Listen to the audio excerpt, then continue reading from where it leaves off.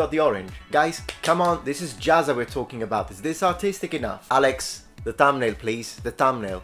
Guys, I need you focus. Where is the color? Where is the passion? Where is the art? Come on, flood me with colors.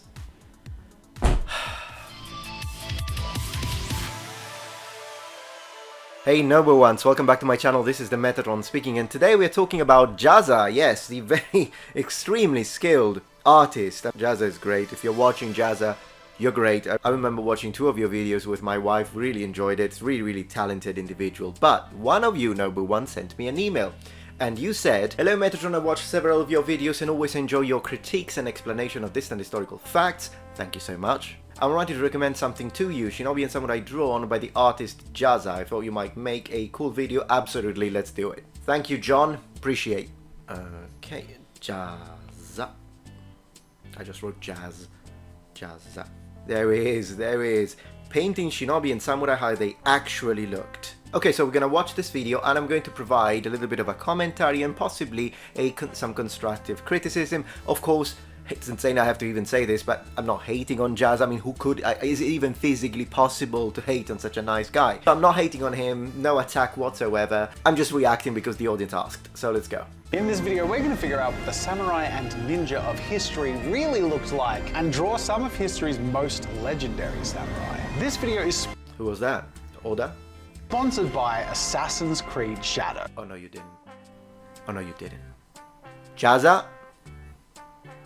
Sponsored by Assassin's Creed Shadows. Well, imagine that means sponsored by Ubisoft. No hate towards the man for accepting a sponsorship. I'm sure they paid really well. In fact, Ubisoft, if you were thinking of sponsoring any other YouTuber to perhaps spread the message of your games, say what, Ubisoft? Oh, you were willing to pay me $50,000? Yes, still skip me. Oh, but Metatron, why are you so mad at Ubisoft? I'll show you why. I'll show you why.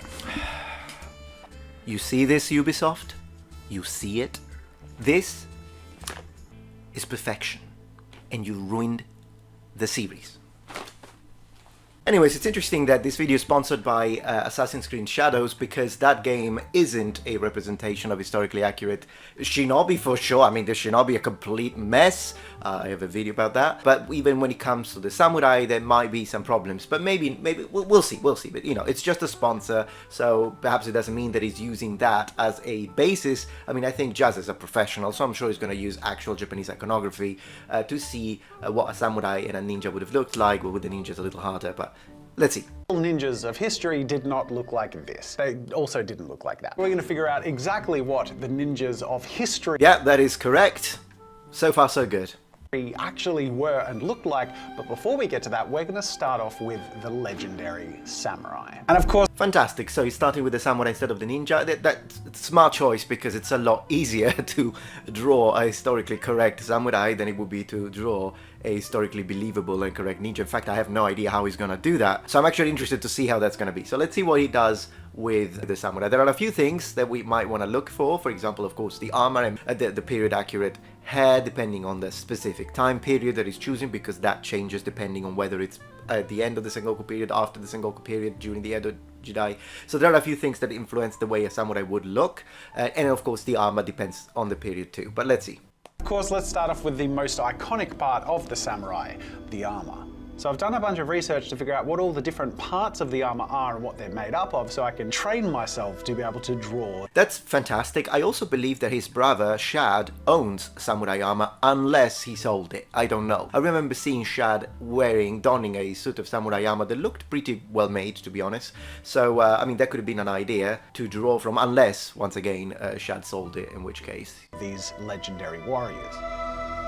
Starting off with the do and the sode, the chest plate and the shoulders, both of which, like some other parts of the armor, are made up of iron bands or plates, sometimes leather, that are sort of held together with rivets. Sometimes even steel, to be honest, but yeah. Rivets or woven together. The fact that it's made up of these plates and is interconnected with cloth and leather makes it really flexible, but still highly protective. Yeah, that's a good point. I mean, so far, I love the music that he chose and the drawing as well. It's incredible because for me, it would be impossible to do. I would draw a stick man. So I'm not here to criticize the art, of course. I'm just here to look at the historical authenticity because this seems to be his actual goal. I've never met Jazza, I've never talked to him, but he strikes to me as being a very humble guy. So I'm sure that if there is any critique, he would appreciate that. Now, watch him make zero mistakes. Everything is going to be perfect, and I'm going to have to cancel the video. Underneath the chest plate was the kusazuri that protected the hips and legs and groin area. And underneath that, we have the haidate, the lower part of the... I'm not going to correct his pronunciation of the Japanese terms because it's not like he's making a language lesson tutorial on how to pronounce these in Japanese, and I don't believe him to be a Japanese speaker. So I've got to say that as an Anglophone speaker, he's actually doing better than a lot of people that have no training in Japanese and butcher the terms completely. His pronunciation is not correct per se, but it's not horrible either. I would still understand him, so I'm not gonna even pitch into that because I don't want to be pedantic, even though that's my second name apparently. Armor that are crafted from cloth with small iron or leather plates, which hung down in front of the do. I'm really hoping I pronounce all this stuff correctly. The arms are protected by the... You're fine, Jazza, you're great. Kote armored sleeves that extend to the shoulders and are made of a combination of silk and metal plates with inner quilting. Right, I see he's chosen for the armored sleeve. He has chosen a variety which has the split plates, the strips of metal that are protecting the forearm. Those are my favorite type. You also had different versions, of course. I mean, he's choosing one possible type of armor, but there are so many that he could have chosen. By the looks of it, I'd say this is already 16th century because the shoulder protections are smaller and low profile as opposed to the sort of shoulder protections that were used by the samurai class in previous periods. The way that it's folding like this looks a little different to how I think usually they are. I think it would have been nice if he showed the piece that he's taking inspiration from. So if he's looking at a specific museum piece, which I think would be the best way to approach this, just look at museum pieces and try to reproduce them, it would have been nice to show us what he's using. So if this is going to become a series, and I honestly think that he should become, I hope he does, turn this into a series and do it with medieval knights, with guards, with billmen, with archers, with crossbowmen and all that, because to be honest, it's entertaining and I'm already enjoying the video very much. I think that that could be a good thing. Like if you're taking a specific inspiration from an historical piece, maybe show the piece. The same style of guard made of iron splits is also created and protected for the shields. And then to top it all off, quite literally, is the kabuto, the helmet. Not the fossil type pocket monster you find in caves. No, the kabuto protected the face and the head and came with a neck guard attached to the bottom of the helmet. And like much of the rest of the armor is made from iron or leather plates riveted together. The kabuto carried symbolic meaning. Sometimes you also have iron armor that is covered in leather. So sometimes when you see a set of samurai armor and you see that the outside material is leather, that doesn't automatically mean that there isn't any metal in it. There is, but it's just underneath it and you can't see it. And believe it or not, some low class, off the shelf, sometimes Ashigaru armor, but still Japanese armor, was made of layers of paper. So yeah, the Japanese used all sorts of material, and if you kind of go outside the samurai spectrum and go into just a more broad Japanese warrior, then the very earliest types of armor were made of wood, but this is pre-samurai armor, so not this. Now he's drawing the kabuto, and I'm really looking forward to that because that's one of my favorite elements of samurai armor, so let's see. There's a saying which roughly translates to tighten the string of the kabuto after winning the war, which sort of means a warrior shouldn't become complacent and must always keep their guard up.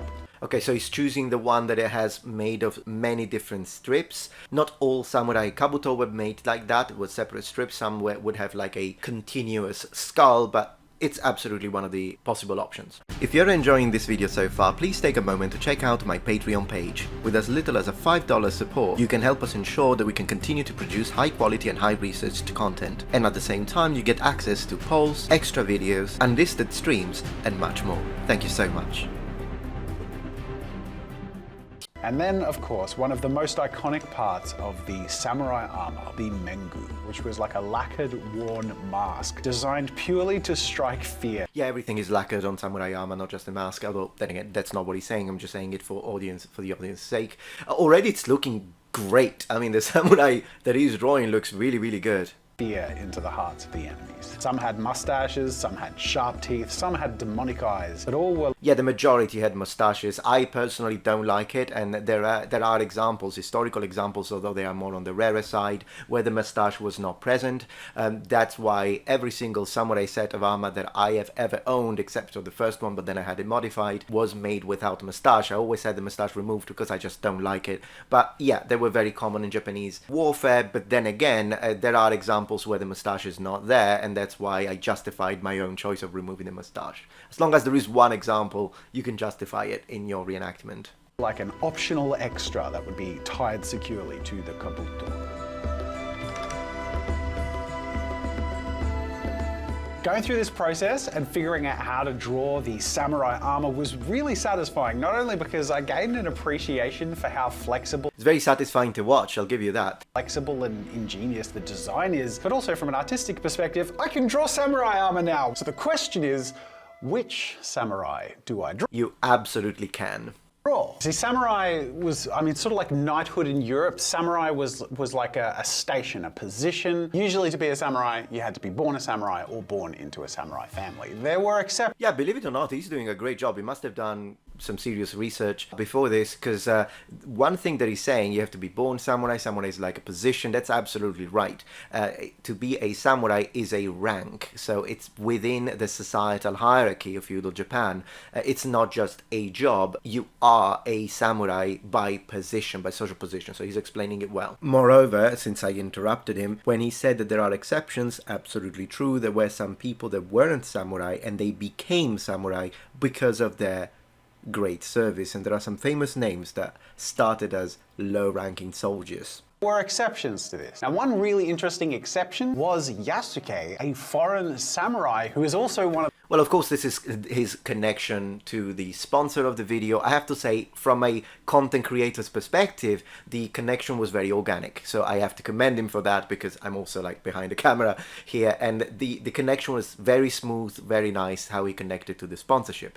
Now, was Yasuke actually a samurai, or is it a legend? He, of course, existed historically, but maybe wasn't given the title. This is part of a debate within academia, and even though there are very strong proponents within Japanese academia of the idea that he was in fact given the title, this is something that you can allure or deduce based on a certain interpretation of some historical pointers, as I have explained on these videos here. So the only thing I would like to say in connection to that, I understand that maybe was a requirement for the sponsorship to state as a matter of fact that Yasuke was a samurai, but it isn't a matter of fact. It's possible that he was a samurai, as I have explained. I'm not going to go into the details of this again, because once again, links in the description to all these videos where I provide all the evidence in favor and all the evidence against, so that the audience can make their own mind. But the reality of fact is that we don't know if Yasuke was actually given the title samurai, and that's that. But let's continue. The two protagonists in Assassin's Creed Shadows, which is based in a period in history and uses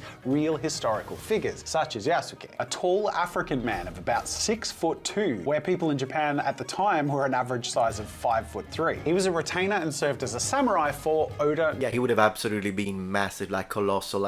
As I mentioned before, I had a friend of mine put on samurai armor and stand right next to my mum, because my mum had the average height of a Japanese of the time, whereas this friend of mine has the exact height of historical Yasuke. So I have kind of shown this on a video before, and I thought it was pretty cool to show and recreate.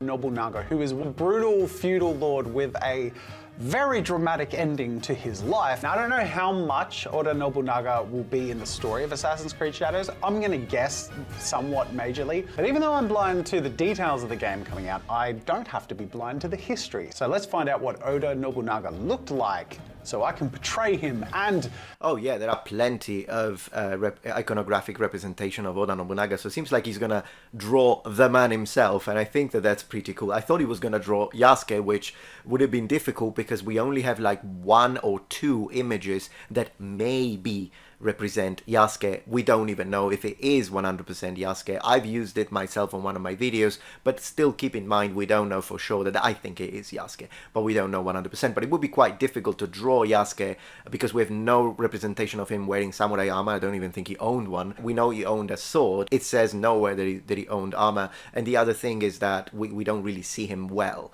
whereby, yes, if he chose to draw Oda Nobunaga, I think that's a very good choice because we do have representations of the man. The scene of his brutal death. Now there are two noteworthy depictions of Oda Nobunaga that I am going to be using as my reference. One is this much more simple illustrated style. We can see he's got a fairly bald head, simple but thin mustache. Yes, the fact that he's got a overly shaved head, so not just the front here like you usually see, but all the way to the back, is one of the possible samurai hairstyles that you had in the history of Japan. But if you look at the early period, actually samurai didn't shave at all. They just had long hair, which is why usually they just had the long hair, but they didn't shave the front. Then some samurai start shaving the front. Then the overshaving becomes a thing. Then it goes out of fashion. And then there is also the idea of Ronin not shaving as a way to kind of have them identifiable within society. So there's a lot to say about the hairstyle of samurai. It's not as monolithic as people think. Same with a beard, for example. In early period, a beard would have been considered manly and so fit for a samurai. That's one of the reasons why you see, for example, that he's having a little bit of facial hair. But then as time continues, particularly in the era of peace, a clean-shaven look becomes more befitting. Mustache, seems to have a bit of a rotund nose. But even more noteworthy is this piece, which seems like a really realistic likeness. So using those as a reference, I kind of try and mix them together a little bit to create my own interpretation and portrayal of Oda Nobunaga. So it was Oda Nobunaga, which means he did a very good job, because when I first saw it, I immediately thought that's Oda Nobunaga. And the fact that that's exactly who he is, and I recognized him immediately, it doesn't speak to my abilities, it just speaks to his. So he did a very good job.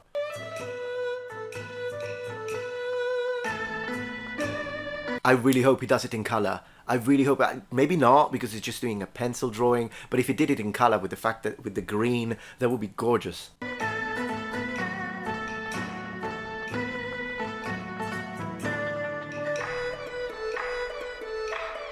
I'm not sure about the music here though, it sounds more Chinese than it does Japanese, to be honest. Work on a bit of a close-up of the head and try and see if I can get a balance of the features between those two references as best as possible. But at the same time, I mean, I'm not a realist artist. I want to do this in my style and in a way that I can then also take and create a dramatic piece reenacting the moment of his... Could you imagine if Jazza drew a historically accurate comics like this set in Japan? I would buy that immediately. Like, I wouldn't even think twice. That would be great. I mean, this looks fantastic already. He's very, very skilled. Let's call it his final act. So, I keep alluding to what my piece will be. Well, I mean, I'd warn for spoilers, but it's history, so, you know, it's all spoiled. Oda Nobunaga almost succeeded in unifying Japan, but was betrayed by one of his most trusted samurai. Now, we'll get to him later, but in the betrayal, Oda was in the Honnoji temple with only 70 of his warriors when the man betraying him descended upon him with 13,000 soldiers. So Oda Nobunaga did not stand a chance and was forced to commit seppuku inside the burning temple. Look, if you don't know what seppuku is, I'm not going to explain it because YouTube will probably flag me, but if you know, you know. And No, I think you can explain it as long as you don't use imagery that is too strong or too harsh. I don't think it's a problem. Well, and you shouldn't use the S word, of course. You could say it's a ritual way to off yourself for the samurai class. I don't think that's going to get you.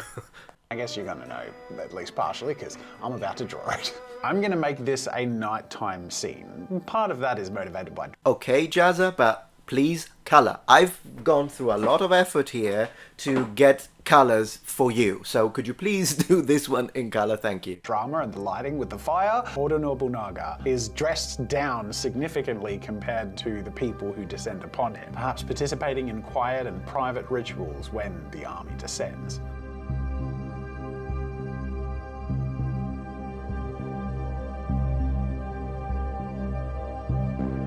This is the kind of music I like.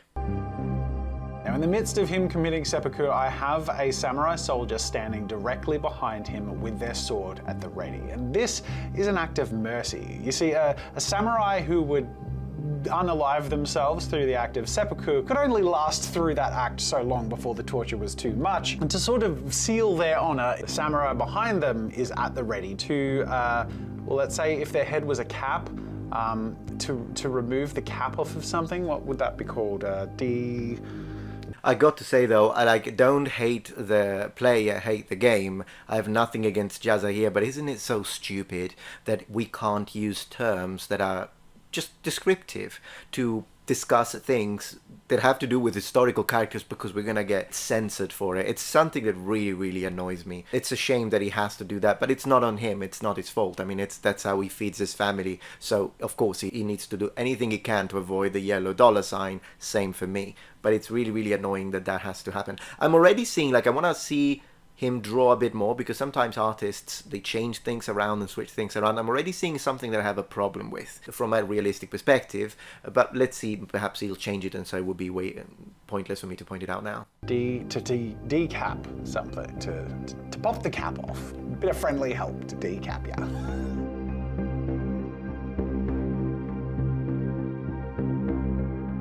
I'm going to start adding some basic colors throughout this scene, but starting off with that background samurai that Thank you for the colors I've drawn, because once I put in some fairly basic shadows and highlights, I can turn him into a smart object and... Basic shadows and highlights, this looks amazing already. Apart from that problem that I'll tell you in a second. Duplicate him to create an array of these samurai standing around. Whose side they're on, I'm not sure. Perhaps they're on the traitor's side, ensuring this happens properly. Perhaps they're a final honor guard allowed to keep him company as Oda succumbs to his final destiny. But the person standing behind him with the katana, ready to hellbound. Okay, so I think I've waited enough to see if he was going to change that, and he isn't. Let's see if you can tell it. Pause the video after I say this and tell me in the comments. Can you guess what I'm about to say as a constructive criticism when it comes to this image? There are, in fact, I'm going to say 2 mistakes. One is very slight, not a big deal, and the other one is a bit more problematic for immersion's sake if you're trying to be accurate. Can you tell what it is? Please pause the video now. Okay, so I have a bit of a problem with the stance as the major flaw in this image. If you look at, it's not just one samurai, but all samurai are holding their swords in a way that no swordsman would. So if you have any training in swordsmanship, whether it be Western or Eastern really, because this is a kind of a common feature between just the way you use either a longsword or a katana, is the fact that the way they're holding the swords looks like a baseball bat. So, for explanation's sake, notice how they are holding their hands like this. That's how they are holding the sword. In general, Jazza, as a basic piece of information on how you hold a sword if you are proficient, the idea is you want to have the right hand all the way up to the guard, and the left hand should have at least a distance of a full hand between the two. But in the case of Japanese swordsmanship, it can go all the way down to the bottom of the sword. That is to gain a much better leverage, and at the end of the day, exception being very, very slight situations, which would be absolutely during combat, a swordsman wouldn't hold his sword like this. So that's one thing that in a way kind of kills the immersion for me, because it makes people that are otherwise supposed to be extremely proficient, it makes them look like beginners. And I mean, if that's something that I know, and I'm absolutely not an expert, absolutely these war-hardened, battle-hardened, proficient samurai, they wouldn't make this mistake. The idea of holding the sword like this, of course, it's an artistic stance, I imagine, to create a little bit of a feeling into your image, and that I will leave to your expertise as the artist here, and the sort of feelings that you want to evoke in the people watching. So that one is fine. In combat, of course, if this was a combat stance, it's not, but if it was a combat stance, then something similar to this is the Hasso combat stance, which is the one held like like this. In general, as a point of reference, you want to have the guard of the sword at the same height of your ear. As a general rule, not all the way up here, although that can happen in the midst of combat. That's why I'm saying if it's a battle, that's different. But in general, the stance is like this, not all the way down here. And also, you want to have the elbows pointing down, because this is a mistake that once again people do when they draw supposedly proficient swordsmen, and then they do this, which would offer a terrible target to your enemy, which is why generally speaking in combat theory of very practical styles the elbow goes down. There are a few exceptions, but I won't go into those. So this is the first thing I would like to offer as a point of critique. Now, when we look at iconography, we do occasionally see the following. In a lot of cases, we see the space that I'm talking about, which kind of gives us the idea, yes, that's how you use the weapon. We do have some images of samurai posing, and they actually have something like this, for example, and occasionally we do have this, so the hands are closed, but that is most likely a mistake by the artist rather than representing a norm within the way you hold the sword within all schools, whether it be ancient or modern. But in art we see this a lot. We see it with medieval knights, we see this with Japanese samurai, and it kind of makes it less believable. All the way to this, for example, where we see that the samurai in question is using a way of holding the sword that is actually found but in modern kendo, in the sense that occasionally in kendo you even completely remove, it's a technique, you completely remove the right hand and only use the left hand to gain extra reach, but that's not something that I believe any samurai on a battlefield would have ever done, because there is a chance, in fact it happens in modern kendo, that you can lose the weapon because you don't hold it firmly. And that's why there is a difference in the way you grip a sword in kendo and the way, or a shinai, and the way you grip a sword in kenjutsu, because the two have different ideas. In kendo you want to score a point, in kenjutsu you want to stay alive, and so during a life to death scenario whereby your opponent is not going to have any mercy on you. Anyways, I've spoken a lot about the first problem. The second problem, it's only waiting until the end to say this, maybe some of you noticed this, but Oda Nobunaga seems to be performing seppuku while still wearing the top of his garment, whereas he would have removed that to expose his belly so that he could cut it. So in this way, it's kind of weird that he's trying to cut through the clothing. This is not part of the ritual. You need to, also because one of the things that they wanted to achieve was to show the internal organs as they would leave the body. So I know it's horrible, but it is what it is. So yeah, he shouldn't be just fully dressed as he cuts through the clothes. That makes it a little strange. One more little nitpick with the armor. It seems like the bands that he has otherwise correctly represented tend to bend at the beginning and go a bit like this. I want to say in all samurai suits of armor that are this specific type here, they are a lot smoother. There isn't really this bending, they're very smooth. So if it were me, I would avoid the little line in the middle. If you're only doing it because you wanted to represent a difference in light and shadow, once again you are the artist, but if while you were doing this you were actually thinking that they bend in the middle, they don't. At the end, I'm going to put in a slightly fancier and different coloured armour, both so that they stand out and keep our eyes in the centre of the composition, but also because it was probably someone a little more noteworthy, whether for the enemy army or one of Oda's personal trusted soldiers. This is the death of one of the most significant people in Japan at the time, so the person who's going to be beside him is probably going to be someone important too.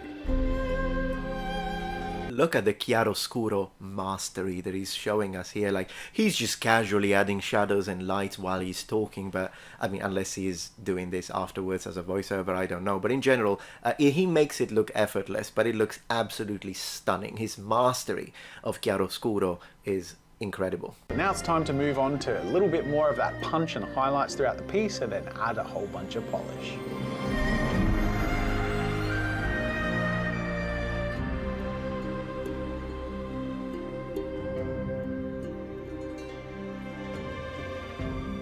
Without any further ado, this is my final depiction of the death of Oda Nobunaga. It is impressive.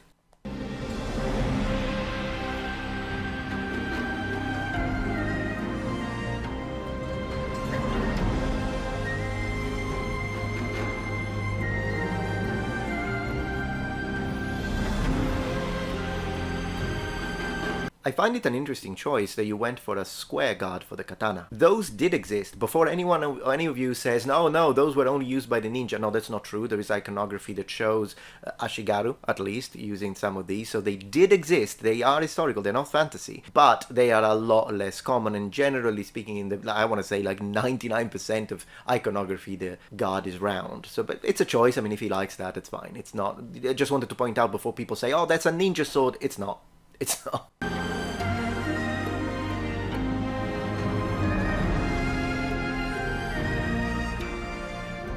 Now, historically speaking, Yasuke was probably in that room. He was with Oda Nobunaga when he died. Maybe he was the person standing behind him doing the final act of mercy. I don't know. I absolutely don't believe that, no.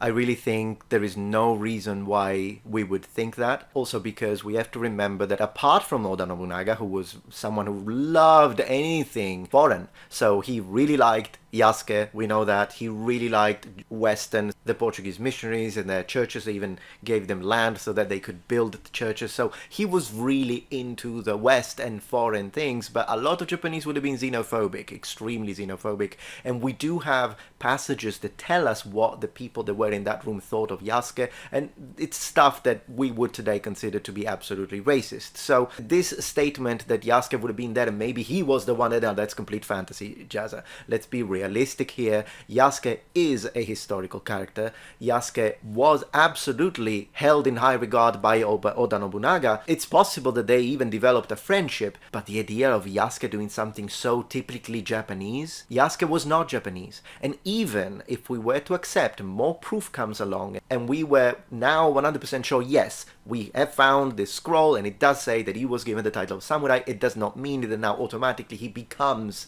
a Japanese imbued within the culture.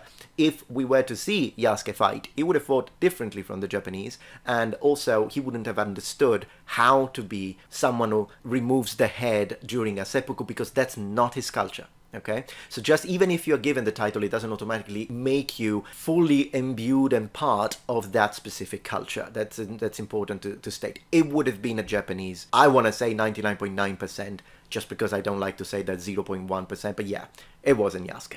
I don't know. I mean, I can't know because a lot of the details of these factual events are lost in the mists of history, but you can know what a creative reimagining of scenes like this might be if you check out Assassin's Creed Shadows. Okay, so now there is the whole sponsorship part. I'm gonna skip it for now, but good for Jazza for getting a sponsor, of course, but then again, once again, Ubisoft, if you want to sponsor me, forget it.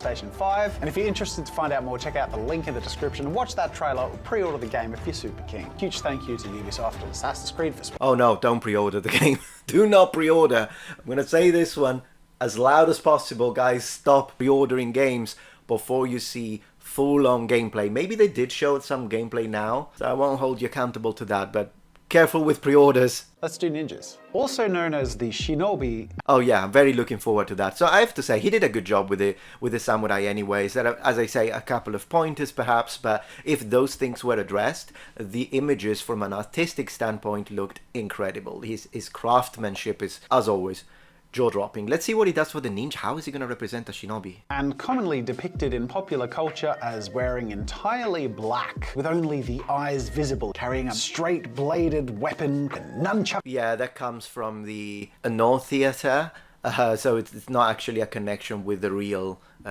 spies or espionage that the ninja is supposed to be. And throwing stars, and a lot of this is theatrics and not true. That is not what a ninja actually looked like. No, you see, ninjas or the shinobi were masters of infiltration, sabotage, assassination, and to be an effective saboteur. Well, the assassination part I always kind of reject it a little bit, in the sense that it kind of depends on the shinobi. There would have been shinobi. Yes, they were all intelligence, they were all spies, some of which would have been samurai, full-on samurai, so they would have also been 100% trained in combat and even battle-hardened possibly.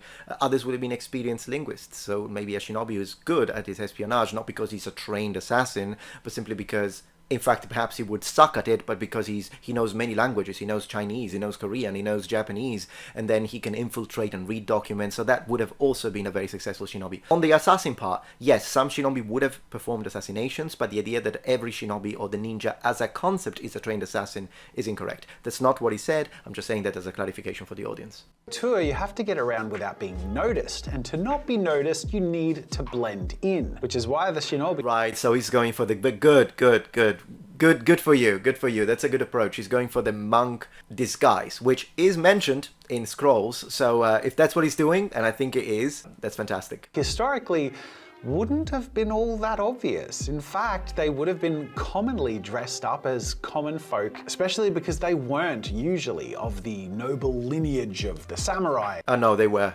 Absolutely. I know you said usually, so I'll give you a little bit of a benefit of the doubt. You didn't say it categorically. Statements that are like categorically matters of fact, sometimes in history you need to be careful when you say those, because then there will be someone who's going to show you the exception. But in this case, we have to underline the fact that there were quite, in fact, I want to say the majority of the ninja that we have evidence for were samurai. Because once again, samurai is a social rank, like you said, but ninja is a job. So the two things are not mutually exclusive. Distinction, it was more a profession. In fact, there were even samurai who were also shinobi, so it wasn't like... Good man, you said it, Okay, good stuff. Could there have been a ninja who weren't part of this bushi or samurai class? Yes, but definitely quite a few were, that's what we know.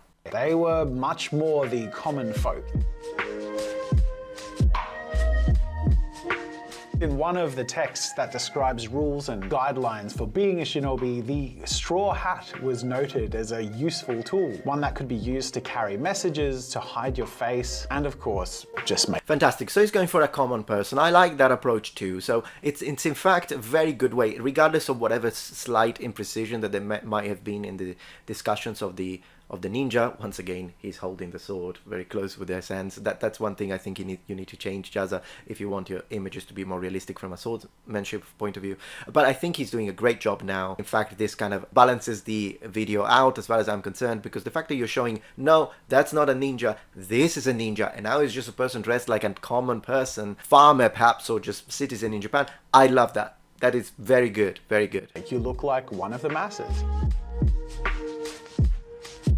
But not all ninjas looked just like regular folk. One of the favored disguises of the shinobi were actually monks. Specifically, I love you. These things called baskets. I love you. Wonderful. Good job, Jazza. Who sort of wore giant baskets on their head. I mean, that is the perfect thing to dress as if you're trying to not have your face seen. Don't look over here, guys. I'm just one of them basket monks. That is a very good point, very good point. I mean, you can't recognize the face because you never saw it, and it's socially justified. Isn't that smart? You're not allowed to look at my face. It's against the rules. But of course, some of the shinobi missions of sabotage would have been night missions. But black was both an uncommon and expensive dye, and one that reflected moonlight and would make them even more visible. So it's believed that they would have been clad in more dark blue clothing and shanks and shivs, so that they can duck in at nighttime, assassinate and do their sabotage, and get out. Yeah, again, I wouldn't have stressed out this idea of assassination. But yeah, during an actual mission like that, I would imagine blue would have been more common. Not sure about the whole cap and mask if you're putting a mask, but still interesting.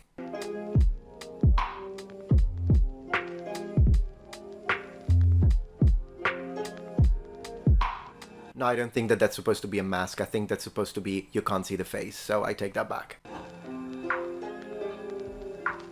So now I want to take everything we've sort of played. I wonder where he got that straight blade. It looks a little triangular for the shinobi in the back. I think it would have still been more common to have a curved one for the small ones. Sort of played around with so far and put it together in one final dramatic piece depicting probably one of the most infamous saboteurs of Japanese history, who betrayed Oda Nobunaga. Akechi Mitsuhide, who was one of Oda Nobunaga's most trusted and rewarded samurai. Now there are a bastard. Couple of depictions of Akechi Mitsuhide. One is a very faded looking painting. It's really hard to make out, and it's hard to know what period in his life this was taken in. There's another one which is much more illustrated looking. And yes, choose that one. That blue, oh my gosh. That blue is gorgeous. Honestly, in my opinion, it's really cool. Captures a lot of personality and character, but again, this could be much more later in history or based on assumptions of what he looked like. It seems almost like a caricature. So I'm going to try and just create an interpretation that lies somewhere. Sometimes there is a little bit of caricaturesque aspect in Japanese iconography, particularly when they want to sort of underline a specific trait of the character. This is why sometimes you will notice that samurai will have a little bit of a hunched or curved back, and that's, I think, to give the impression of an imposing stance rather than being a realistic representation of how samurai in armor would have stood up. In fact, a straight back I think is a lot more common when it comes to swordsmanship. There is an exception of one famous Japanese master, but I won't go into that right now. But yeah, let's continue. Maintains some of those caricaturistics while feeling a little more historical and referencing that original painting. Both of them seem to be a little on the bigger side, a thicker gentleman with a slightly notably hooked nose, hair that's high on the head and pulled back, tied up on top of the head. And I like the depiction with the mustache on the illustrated version, and there's sort of some loose hair there too, which makes him look a little bit manic, which I kind of love. So I'm going to incorporate that. A little more sub. Yeah, a little rough. I should try that. I should put my hair on a freaking samurai knot. On my depiction.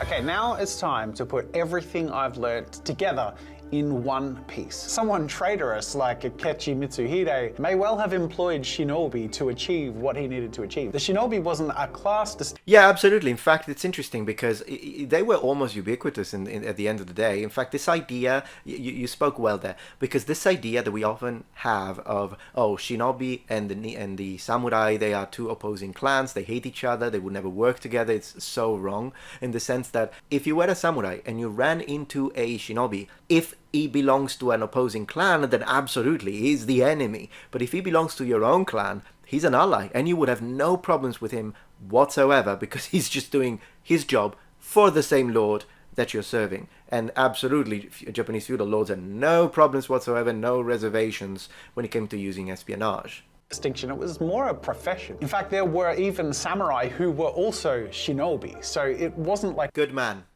You said it. Okay, good stuff. One or the other, or one versus the other. Samurai were like a nobility class or a knighthood class, and shinobi was a job, just usually in the lower classes. Kind of wanted to show this as well. He's doing fantastic. Yeah. Okay, you nailed it. 10 points. So I'm going to create a piece depicting Akechi Mitsuhide standing in front of the burning temple with the entry gateway burning behind him. I really want to capture that superior and sort of sharp, dark personality. But I imagine someone who would betray a leader with 13,000 very muscular. That's a big guy. Of his own men would be like.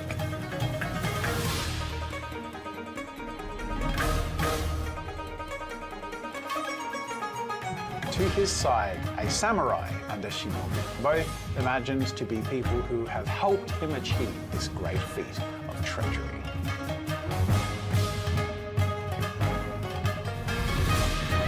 It's a very good choice. I like that. I like that he put both the samurai and the shinobi together because they are working for the same lord. It's excellent. Excellent. Very well done.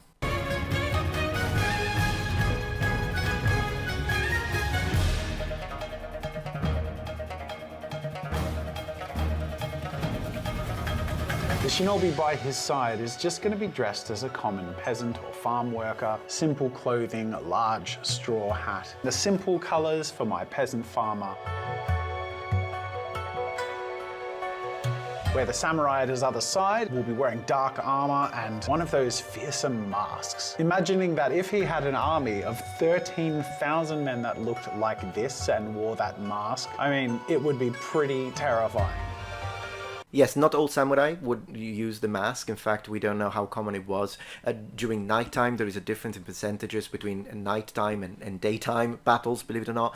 But in general, yeah, quite a few samurai didn't wear the full mask. Some samurai just removed the nose. Some samurai didn't wear it at all and just wore a protection for the throat. But yeah, some did use the mask in combat. I just think that to imagine the entire army wearing masks is no, that wouldn't have been the case.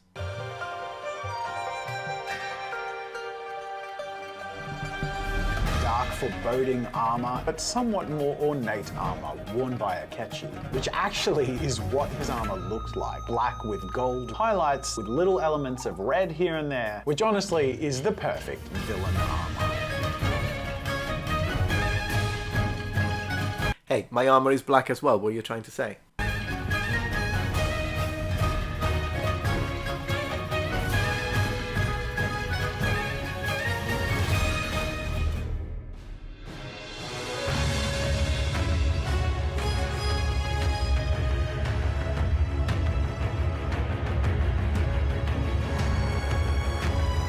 That is incredible. Congratulations, Jazza. I love that. Is it for sale?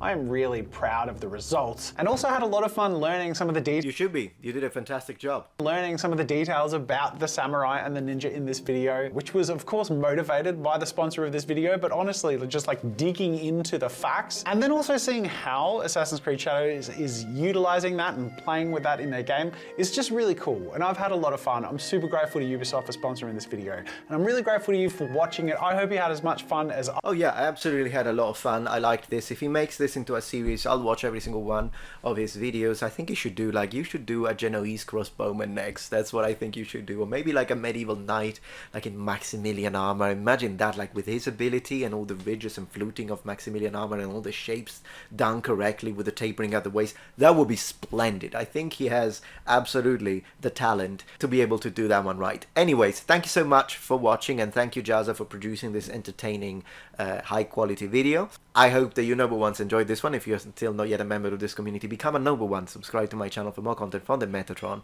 And remember, the Metatron has spread his wings. Bye, and goodbye, Jazza.